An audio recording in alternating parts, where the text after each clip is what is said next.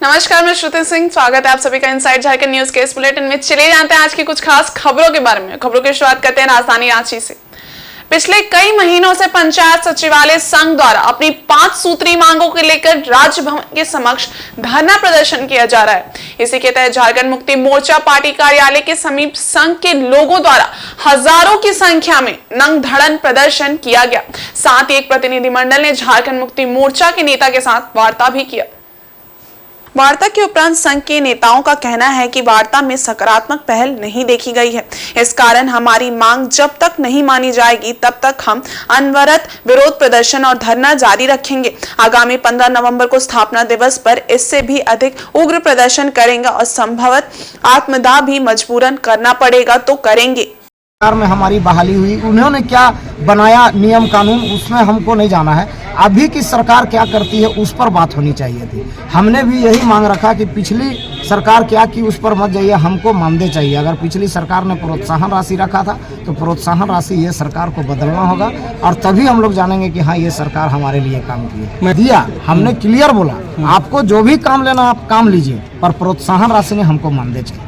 प्रोत्साहन राशि चाहिए ही नहीं। मानदेय कितना चाहिए? मानदेय जो सरकार देते हम उसको सहज स्वीकार करेंगे। हम वहाँ भी बोले थे और आप लोग को अभी भी बता, कम से कम वो भी तो निर्णय ले, क्यों भी नहीं ले पाए। अगर सरकार कुछ भी नहीं निर्णय ले पाती है तो ये तो बहुत शर्म की बात है झारखंड के लिए कि 18,000 विभाग जो है अभी मैंने धरना में बैठे हुए हैं और सरकार एक कदम आगे नहीं बढ़ रही है। और जहाँ तक यही सरकार बोला करती थी कि 1 साल में 5 लाख नौकरी, कहाँ गया वो वादा? सरकार ही बोली थी ना, माननीय मुख्यमंत्री का स्टेटमेंट था ना। सरकार का काम है आश्वासन देना, मेरा काम है आंदोलन करना। आंदोलन तब तक हम लोग करेंगे जब तक सरकार हम लोगों के प्रति ठोस पहल नहीं करती। हमको पूरी तरह से आश्वासन ही लग रहा है, क्योंकि हम जिस चीज़ों के लिए हमको प्रोत्साहन राशि नहीं चाहिए। आज जो हम 124 दिन से बैठल हैं, क्या हम प्रोत्साहन राशि पाने के लिए बैठे हैं? क्या प्रोत्साहन राशि हमको चाहिए नहीं। क्योंकि नहीं, इसलिए नहीं चाहिए क्योंकि प्रोत्साहन राशि का जो नियम बनाया गया था पूर्ववर्ती सरकार में, उसका पूरा का पूरा प्रशासनिक अधिकारी अभी जितना लोग बैठे हुए हैं सब कहीं ना कहीं उस प्रोत्साहन राशि को कहीं ना कहीं मैंने जो हम लोग को काम का जो दाम मिलना चाहिए था वो हमारा प्रोत्साहन राशि को लोग हड़पने का काम किए। अगर आज वही प्रोत्साहन राशि टाइम टू टाइम मिलते रहता, काम मिलते रहता, तो शायद आज आंदोलन करने का जरूरत भी नहीं पड़ता। वार्ता के बाद जेएमएम नेता का कहना है कि मांगों को लेकर हमारी वार्ता हुई है और यथाशीघ्र झारखंड सरकार के समक्ष उनकी मांगों को लेकर बात रखी जाएगी। संभवतः यथाशीघ्र उनकी मांग पर पहल भी होगी।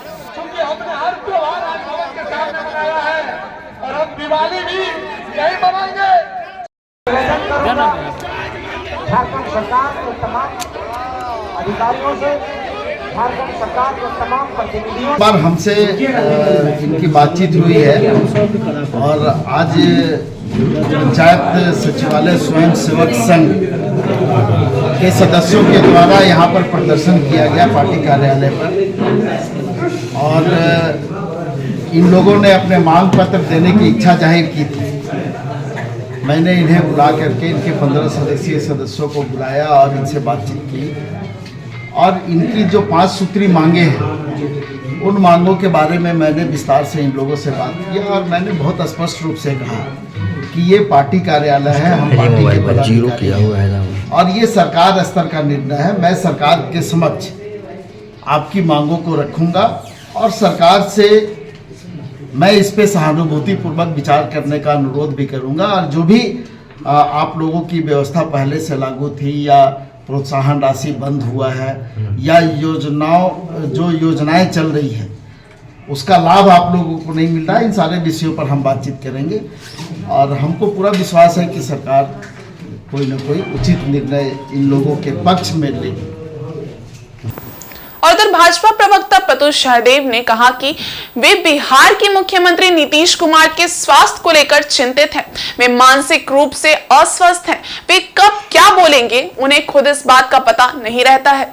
जिस तरीके से मुख्यमंत्री ने विधानसभा और विधान परिषद में कल महिलाओं का अपमान करते हुए असंसदीय, अश्लील और फूहड़ भाषा का प्रयोग किया वो अकल्पनीय है। प्रत्युष सहदेव ने बिहार के स्वास्थ्य मंत्री से आग्रह किया कि वे नीतीश कुमार को रांची के कांके स्थित एक बड़े संस्थान में लाकर चेकअप कराएं ताकि भविष्य में उन्हें होने वाली परेशानियों से बचा जा सके। देखिए, मुख्यमंत्री नीतीश कुमार ने जिस तरीके से कल अमर्यादित भाषा का प्रयोग किया, महिलाओं का अपमान किया, तो उससे लेकर हम बहुत चिंतित हैं। माननीय मुख्यमंत्री जी का स्वास्थ्य ठीक नहीं लग रहा। हम तो बिहार के स्वास्थ्य मंत्री से अपील करेंगे कि वो अविलंब पहल करें और माननीय मुख्यमंत्री को रांची के पास कांके स्थित बड़े अस्पताल में लाकर इलाज कराएं। हमें लगता है कि उनको इलाज की आवश्यकता है, क्योंकि ऐसी अमर्यादित टिप्पणी और जिस तरीके की अश्लील और फूहड़ भाषा का कल वो प्रयोग करते दिखे, ये अकल्पनीय था, और वो भी विधानसभा और विधान परिषद में। तो हम उनसे यही अपील करते हैं कि कांके स्थित एक संस्थान में आकर वो मुख्यमंत्री की अच्छे से चेकअप करा लें, ताकि वो भविष्य में होने वाली किसी भी परेशानी से बच सके। भ्रष्टाचार की गंगोत्री कहीं बहती है तो वो है पश्चिमी सिंहभूम जिला। यहाँ सुदूरवर्ती जंगल पहाड़ के बीच बसे ग्रामीण इलाकों में भ्रष्टाचार के ऐसे रिकॉर्ड कायम किए जा रहे हैं जिसे सुनकर हर कोई परेशान है। लेकिन हद तो ये है कि भ्रष्टाचार की भेंट चल रही योजनाओं पर ना तो कोई कार्रवाई हो रही है और ना ही कोई पहल। लेकिन इन सब के बीच मंगलवार को जिले के आनंदपुर में चक्रधरपुर के एसडीओ रीना हांसदा ने एक सड़क की जांच कर ठेकेदार और जिम्मेदार इंजीनियर साहब की पोल ही खोल दी। दरअसल आनंदपुर प्रखंड के मुख्य साप्ताहिक बाजार के बागचट्टा तक 13 किलोमीटर लंबी सड़क का अनुमंडल पदाधिकारी रीना हांसदा ने जांच किया। जांच के दौरान निर्मित सड़क की बदहाली देख एसडीओ रीना हांसदा ने मौके पर ही ठेकेदार राज यादव, सहायक इंजीनियर दुर्गा सोरेन और जूनियर इंजीनियर वासुदेव कुमार दास को जमकर फटकार लगाई। एसडीओ ने सड़क पर पैदल चलकर सड़क की गुणवत्ता की जांच की। मालूम रहे कि यह सड़क ग्रामीण विकास विभाग के तत्वाधान में आरईओ विभाग द्वारा लगभग 3 करोड़ 71 लाख रुपए की लागत से बनी है, जिसकी घटिया हालत देख एसडीओ दंग रह गई। उन्होंने विभाग के दोनों इंजीनियर को जमकर फटकार लगाई और पूछा कि इतना घटिया निर्माण कार्य हुआ कैसे है। आप लोगों के इस घटिया कार्य को पेपर में पूर्ण कराने में कितना कमीशन मिला है। एसडीओ ने इंजीनियर से सड़क निर्माण के मद से ठेकेदार को हुए भुगतान की राशि की भी जानकारी ली। जेई वासुदेव कुमार दास ने बताया कि 3 करोड़ 21 लाख रुपए का भुगतान अब तक ठेकेदार राज यादव को हो चुका है। कुछ कार्य अधूरा होने की वजह से 50 लाख रुपए के बिल में रोक लगा दी गई है। इस जवाब पर एसडीओ और ज्यादा भड़क गई और कहा कि विभाग के मिली भगत के कारण ही सड़क निर्माण कार्य में खानापूर्ति हुई है। एसडीओ ने कहा कि ठेकेदार के साथ साथ दोनों इंजीनियर भी घटिया सड़क निर्माण के लिए दोषी हैं। उन्होंने कहा कि ऐसी घटिया सड़क बनाने के लिए इंजीनियर पर भी एफआईआर होना चाहिए। एसडीओ ने सड़क के घटिया निर्माण को लेकर ठेकेदार सहित दोनों इंजीनियर पर कार्रवाई की बात कही है। वहीं 2 दिनों के अंदर सड़क की मरम्मती का भी सख्त निर्देश दिया है। बता दें कि ठेकेदार राज यादव पर घटिया निर्माण का ये कोई पहला मामला नहीं है। उनके द्वारा बनाई गई ज्यादातर सरकारी योजनाओं का यही हाल है, लेकिन इसके बावजूद ऐसे ठेकेदार को ही सरकार करोड़ों का टेंडर देती है, जो कि समझ से परे है।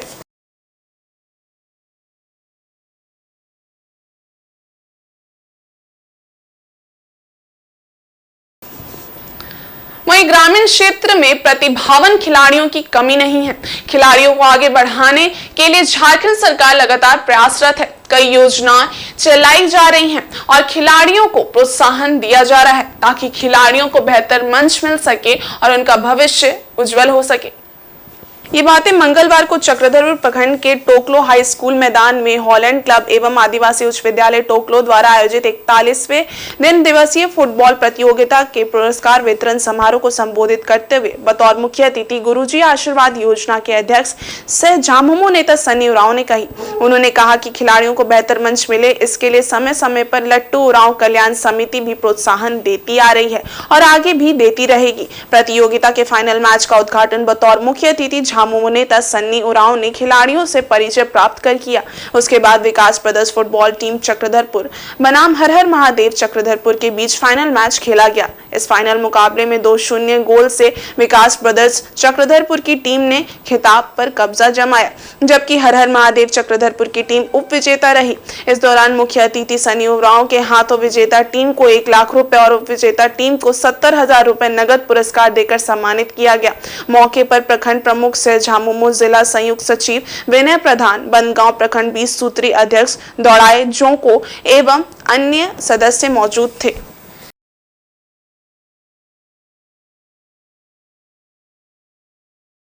और इधर दीपावली उत्सव में बाजारों की रौनक बढ़ जाती है। दुकानदार इस दौरान अलग अलग तरीके से ग्राहकों को आकर्षित कर मुनाफा कमाने का कोई मौका नहीं छोड़ते हैं। लेकिन ये त्योहार बेरोजगार बैठे युवा कलाकारों के लिए भी रोजगार का अवसर प्रदान कर रहा है। चक्रधरपुर रेलवे कॉलोनी के वार्ड संख्या 16 हरिजन बस्ती स्लम क्षेत्र के कुछ हुनरमंद युवाओं ने मिलकर आकर्षक घरौंदा का निर्माण किया है और उसे बेचने के लिए रेलवे अस्पताल के सामने प्रदर्शनी लगा रखी है।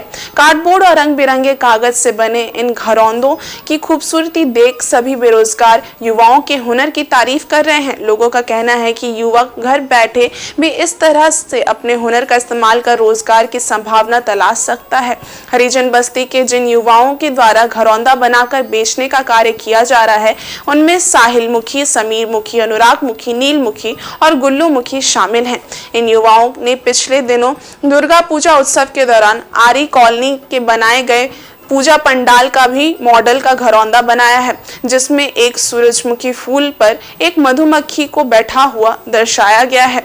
ये मॉडल सबको पसंद आ रहा है। मालूम रहे कि घरौंदा बनाने की परंपरा बहुत पुरानी है और इसके पीछे एक पौराणिक कथा भी है।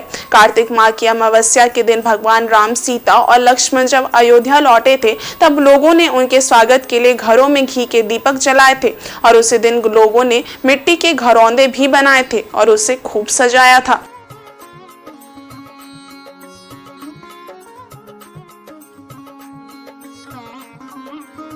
मान्यता है कि ये घरौंदे सुख और सौभाग्य के लिए बनाए जाते हैं। मिट्टी के बने हुए घरौंदे में मिठाई, फूल और बताशे रखकर लोग इसको अपने घर की तरह पूजते हैं।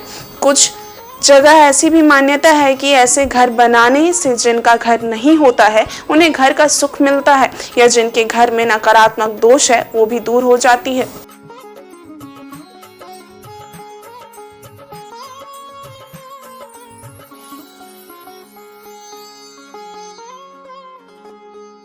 ये सब हम लोग चारों मिल के बनाए हैं। अच्छा। और हमारे जो दौड़ो है केदारनाथ और इस साल का लेटेस्ट जो हमारे आरे कॉलोनी में बना हुआ था वो हम लोग से सीनियर है।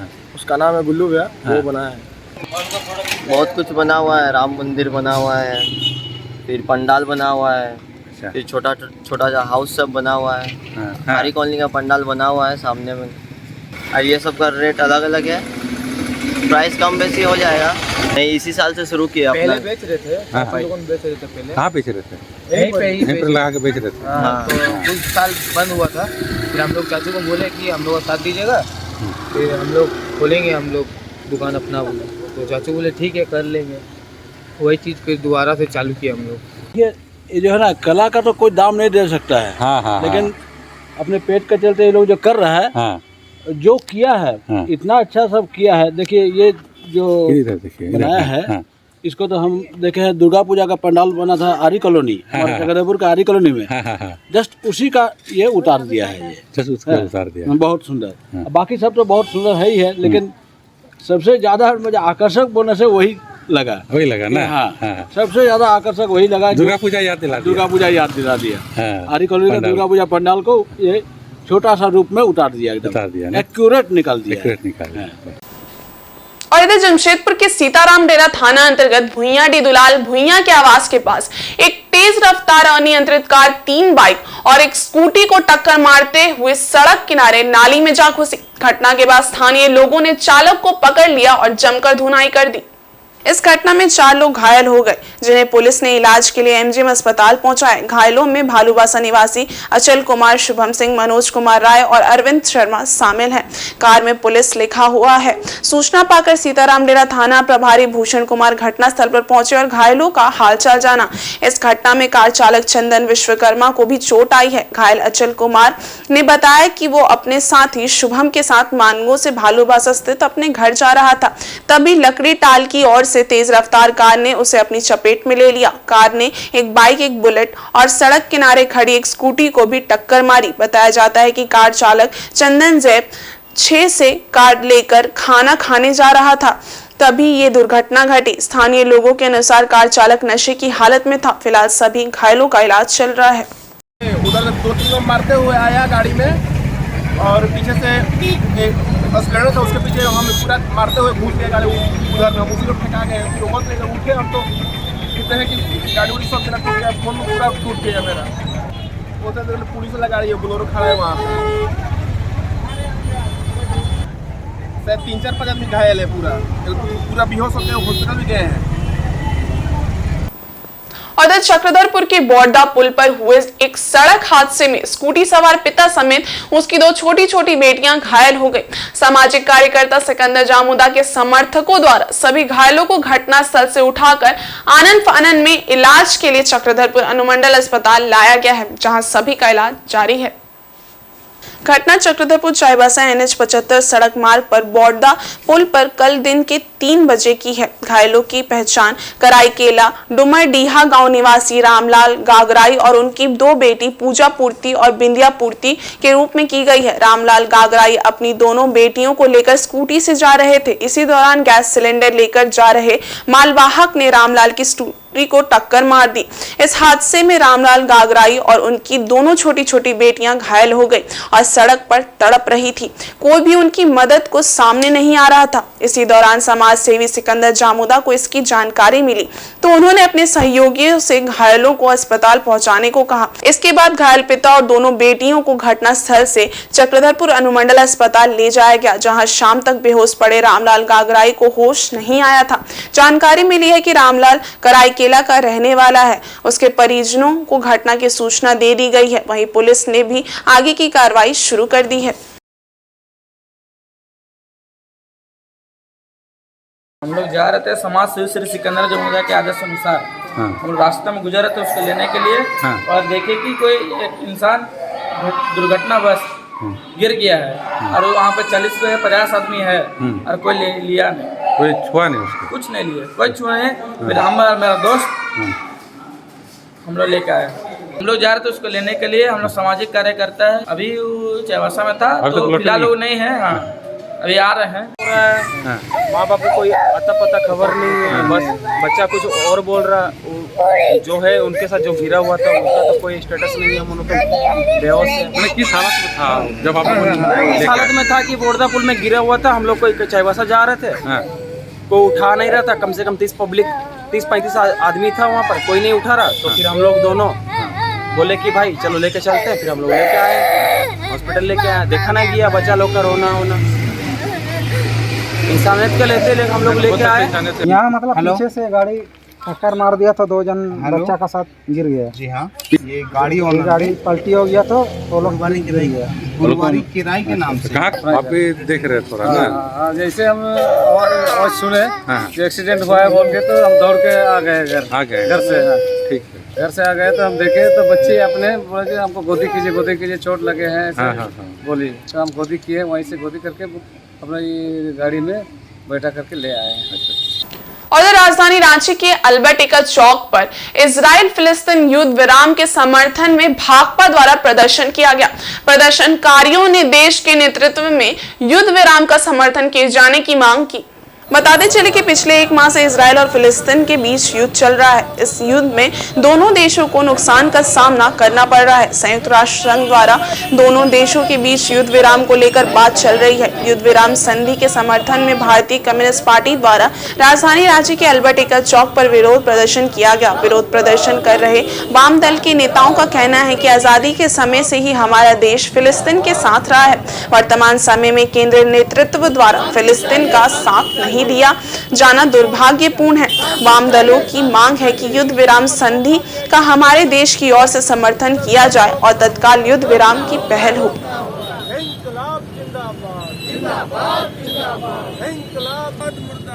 में जो गजा में जो इजराइल और अमेरिका के सपोर्ट से जो फिलिस्तीनियों का नरसंहार हो रहा है, जिसमें अब तक 10,000 से ज़्यादा लोग मारे गए हैं। लोगों को खास करके महिलाओं और बच्चे वहाँ बहुत परेशान हैं और संयुक्त राष्ट्र संघ ने पिछले दिनों एक प्रस्ताव पारित किया है जिसमें 120 देशों ने कहा कि तुरंत फिलिस्तीन में गजा में युद्ध विराम लागू होना चाहिए। बड़े दुख की बात है कि आज़ादी के बाद से हम सदा फिलिस्तीन के साथ खड़े रहे, लेकिन जब हमला हुआ तो हमारे प्रधानमंत्री ने ट्वीट किया, एक्स किया और प्रधानमंत्री ने इजराइल का साथ दिया। और सबसे बड़ी दुख की बात है कि यूएनओ में भारत अब्सेंट रहा। ये पूरे विदेश नीति का, अमेरिकी साम्राज्यवाद के सामने भारत की विदेश नीति का आत्मसमर्पण है। इसलिए हम पूरे देश में वाम दलों के लोग, सीपीआईएम के लोग उतरकर हम मांग कर रहे हैं कि तुरंत वहां पर युद्ध विराम लागू किया जाए और गजा में राहत कार्य शुरू किया जाए।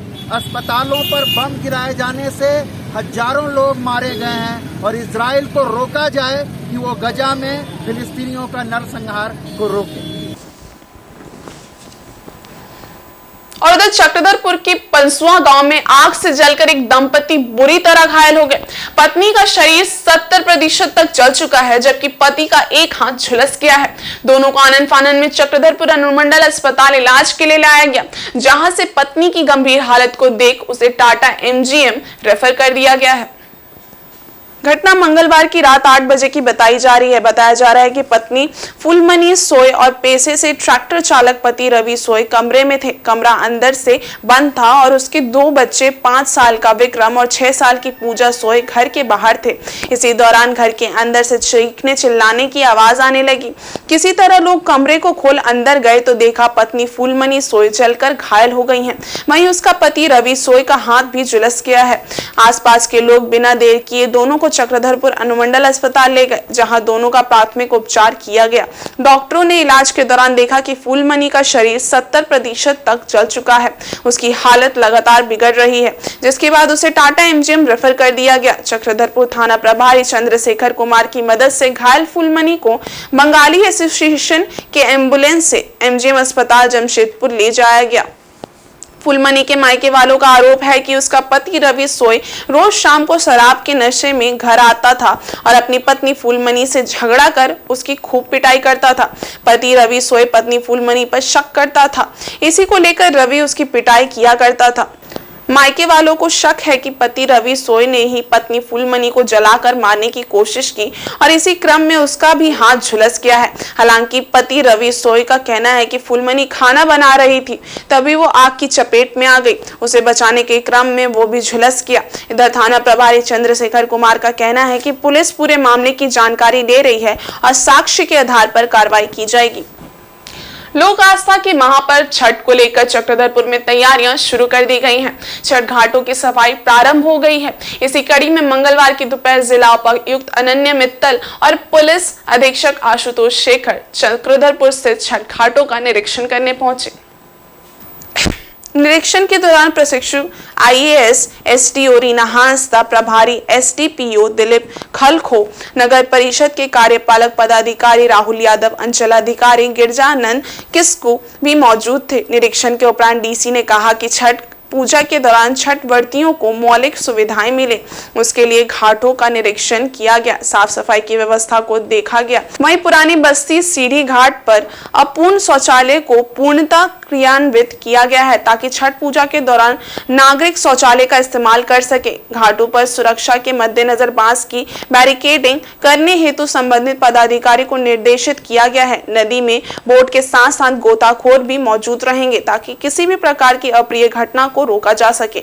सभी घाटों में लाइट की समुचित व्यवस्था करने हेतु संबंधित पदाधिकारियों को निर्देशित किया गया है। सभी घाटों में ड्रोन कैमरे की मदद से भी निगरानी रखी जाएगी। में छठ घाट इंस्पेक्शन पे उपस्थित हुए हैं। यहाँ पर एसपी साहब और कंसर्न एसडीओ भी हमारे साथ उपलब्ध हैं। यहाँ पर छठ घाट को देखा गया और सारी साफ़ सफाई और जो भी अरेंजमेंट्स छठ के दौरान किए जाने हैं, और साथ ही साथ सभी आम नागरिकों के लिए भी हम लोगों ने जो भी सुविधाएं उपलब्ध कराई जानी है उसका इंस्पेक्शन किया और संबंधित पदाधिकारियों को निर्देश दिए। यहाँ सीढ़ी घाट पे शौचालय निर्माण पिछली बार पूर्णतः नहीं हुआ था, उसको हम लोगों ने पूर्णतः एक्टिव करवा दिया है। निर्माण हुए हुए शौचालय भी एक्टिव नहीं था पिछले साल तक। और साथ ही साथ इस पूरे क्षेत्र में हम लोग बांस का बैरिकेडिंग इत्यादि वो भी करवाने का, सुरक्षा व्यवस्था के तहत हम लोग वो भी करवाने का निर्णय लिए हैं। साथ ही साथ नदी में हम लोग बोट भी रखेंगे, ताकि कोई भी अगर अनटूवर्ड इंसिडेंट होता है तो उसको इमीडिएटली बचाया जा सके। और उसके अलावा लाइट इत्यादि की व्यवस्था जिस भी तरीके से पिछले वर्षों में होती आई है उसी तरीके से हम लोग उसको सुपरवाइज करेंगे। और इस बुलेटिन में बस इतना ही। ब्रेक के उस पार है कुछ और खास खबरें, तब तक के लिए देखते रहिए इनसाइड झारखंड न्यूज। धन्यवाद।